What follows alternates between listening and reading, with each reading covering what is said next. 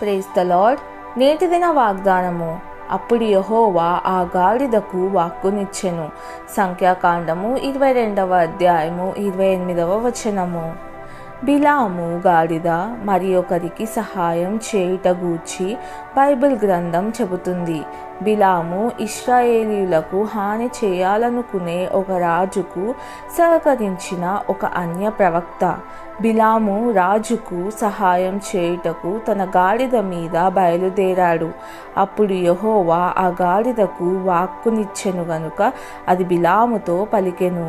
గాడిద మాట్లాడడం ద్వారా దేవుడు బిలాము కనులను తెరచి పెద్ద ముప్పు నుండి తప్పించి తన ప్రజలకు కీడు చేయకుండా కాపాడాడు.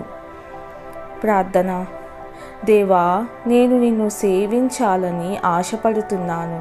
నా చేతులను, నా కాళ్ళను, నా నోటిని నీకు ఇష్టమైనవన్నీ చేయడానికి నీ సేవలో వాడుకోండి. ఈరోజు నీ కోసం జీవించడానికి నాకు సహాయం చేయండి. యేసయ్య నామంలో ప్రార్థిస్తున్నాను తండ్రి. ఆమెన్.